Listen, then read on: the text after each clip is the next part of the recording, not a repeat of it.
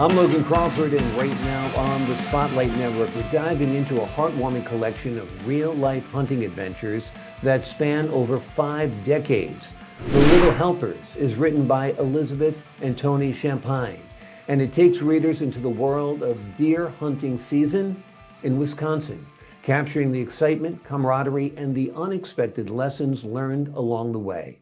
Whether you're an avid hunter, an outdoor enthusiast, or someone who loves a good feel-good story, this book is sure to inspire and entertain. We're delighted to have this very talented couple join us here today on Spotlight. We thank the team at Atticus Publishing for helping us put them in the spotlight today, and we ask viewers like you to support authors like them by subscribing to our channel and by purchasing their wonderful book. The links are below the interview. And don't forget to download the Spotlight Network TV app, streaming on Roku, Apple TV, and Amazon Fire TV. Beth and Tony, thank you both so much for joining me here today on Spotlight. Thanks for having us. We're glad to be here. Great to have you guys on the show. Are you guys both hunters? Tony, are you primarily the hunter? Beth, do you take out the gun every now and then? Tell us about your hunting story. Well, we're both hunters, and I kind of quit about 10, 15 years ago. It was just got too cold for me. And so the stories are things that we did through 50 years combined into one book. The different things that happened to us, odd different things that would not be something you wouldn't expect, to make it a kind of a fun adventure. Wonderful. Tony, as you look back over that half century of hunting, is there a story that really stands out that you could share with us today? Well, I would have to say one of the stories that in the book that this book is based on is I found some children that were lost in the woods, and they were making their way, and they were basically on a field trip and things, and they were with a teacher, and it was getting to be a nasty weather kind of situation. So I basically told them how to make their way back to their vehicle, to the parking lot. So, but then I got thinking, there's a lot of interesting stories besides this one. It'd be interesting to put them all together and make a fun little story out of it. Yeah, absolutely. Absolutely. Tell us about the title, Little Helpers. Well, I know that's a tough one, but the Little Helpers are about the kids mostly. Yeah. And what I was thinking is, and I know we all went through this 3-4 years ago, the situation that happened to all of us, what we were thrown into. And looking at these kids that were in the woods, and then compared to today, I thought how sad that a lot of these kids are taken up by so much fear and the fear of the unknown, and getting social media, how it's hurting them, and how the kids are so depressed now. And I wanted to write a book to take a step back for them, let everybody, just let them know things are okay. Things will be okay. You guys are kids. Be kids. Have fun. Go and be adventurous. Don't worry about things that you shouldn't be worrying about at your age. Absolutely. And I wanted to, because it was sad, because back in that day, a few years ago, we lost so many people to the paranoias and the fears. And I thought and it's so sad how the kids are so afraid. I'm almost at 70, and I want to let them know, hey, I've seen the end of the world about 7 times already. That was predicted. Yeah. And I want the kids to know, hey, everything's going to be fine. Go have fun. Just don't worry about stuff. Be a kid. Be a kid. Exactly. And Beth, there's something wonderful about getting out into the woods, whether it's in the fall, whether it's in the snow. Tell us a little bit about what you love about getting out there and going hunting.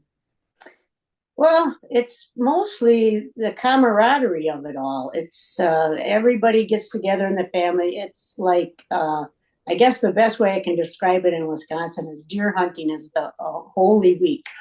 It's like nobody cares about Thanksgiving because we got 9 days we can hunt deer, and that's all we can hunt. So we want to get together with family and friends and hunt. We group hunt, and it's just a fun time because we enjoy the deer hunting, and it's not about getting the deer so much. It's about the camaraderie and the friends that you have. You know, a lot of people go up to somebody's cabin and stay for the whole week, and it's just a fun time to be outside.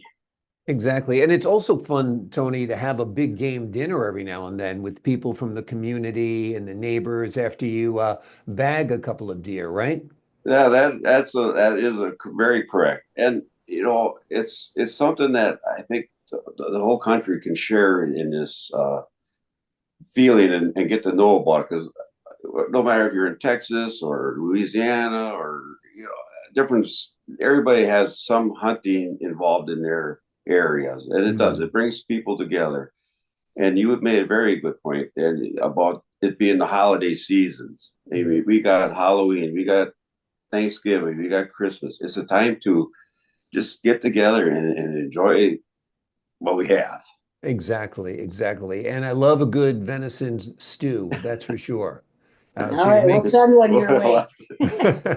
you're making me a little hungry this morning, without a doubt, without a doubt. Beth, what was it like collaborating with Tony to write this book? Was it a fun trip down memory lane? It was very fun. I just, Tony posed the idea to me when he was out hunting, sitting by himself, thinking of all the things that had happened. And he said, "Well, how about if I write a book?" And I said, "Hey, I'm behind you 100%. What, this would be fun." And the other reason we wanted to write it was because of, like Tony had said earlier, all the things that are going on in the world. We just feel that children just can't be children anymore. Yeah. We wanted to just write a fun book that parents would enjoy reading to their children, children would enjoy reading, and everybody would enjoy reading it. And there's nobody gets hurt in the book, and it's just a fun, adventurous book. I mean, there's perils that happen to keep it exciting, but yeah, I'm very proud of him for doing what he did, and I guess me helping him. I was a helper. Yeah. Wonderful, wonderful. And Tony, what's your target audience for this book? Who do you envision reading it? Well, I really have a nice thought for this book because it does go for everybody. I don't, if you're 6 to 96, you'll enjoy the book. It's a good read. I would, because of course it's my book, so but I would love to see it in every school library, just so the kids can pick it up, have fun, read it, and maybe it will give them a sense that what they do in life, it matters. And to this day, we talk about 50 years of my hunting experiences, but when we first moved out here, we had little kids that would come to our house, and I must have touched them somehow to made an impression on them, because to this day they come back to this neighborhood like at Halloween time. They bring their kids and they said, "This was the house we like to go to. You guys were the neatest people around." Awesome. I thought, well, there, I touched them, but yet they got the message that they can do the same to somebody else, and what one action can do will make a difference. If you're a young kid or an older person, just go out there and be kind. Yeah, kindness isn't forgotten. We really do remember the people who are truly kind to us along the way, whether it's a friend's parent or a teacher or whomever it might be. Beth, have you envisioned this as a film perhaps, or a TV show or something like that? Have you envisioned it on a screen at all? Well, I'm glad you asked, Logan, because yes, that would be the ideal thing. I think everybody that writes a book probably thinks it. Yeah. And Tony and I discussed it, and we decided you'd be perfect for the lead for that film. Okay, great. The tall, skinny hunter. I don't know. It looked like an elongated Elmer Fudd out there. I'm not sure. But I said it's just I'm sorry, lost my train of thought. It's a great book. It's a great story. I think it would translate very, very well to the small screen or the big screen. And it's another way for people to enjoy the stories within the book. So I think that would be wonderful. Tony, has hunting changed much over the years? You've said you've been doing it now for decades. Is it different now than when you were a young man? For me, it is, and I think for most of the guys that get up in later years and that, it changes. You don't worry about bagging the deer like you used to. I myself, and there's a lot of guys probably that are just like we said, going out there just to enjoy the woods and the experience of the hunt. Hmm. I know so many people, and I do it myself. I'll see a deer and I don't need to shoot it. Yeah. It's just like I'm just out there for a nice healthy walk and enjoy Right. watching them and seeing them. And I think as the years go on with all the hunters, they do the same. Yeah. You know, you don't hear the stories where I got this monster buck, this and that. It's just like, oh man, I was just nice. Oh, it was cold out there, or it was warm out there, or I seen this and that, but I didn't shoot it. Yeah. I think it's changing. You know, people aren't like in the old timer days. They had to have the meat. Where Right. nowadays we don't need the meat. Right, right. Yeah, and the deer are around us in the Northeast are almost domesticated. They're all over our lawns. They're crossing the streets. They're everywhere. So Yeah, that aspect they're has that way changed. by us too, actually. Yeah, Really. we Yeah, enjoy them outside right right now. outside our house. Yeah, exactly. They're- Sleeping in the grass. I'm like, okay, I guess Leave them they alone, must they're know when fine. those 9 days are. Yeah, That's they when they take do. off. They do. Without a doubt. The name of the book is The Little Helpers. It's written by Elizabeth and Tony Champine. It takes readers into the world of deer hunting season in Wisconsin, capturing the excitement, camaraderie, and the unexpected life lessons learned along the way. Tony and Beth, thank you both for joining me here today on Spotlight.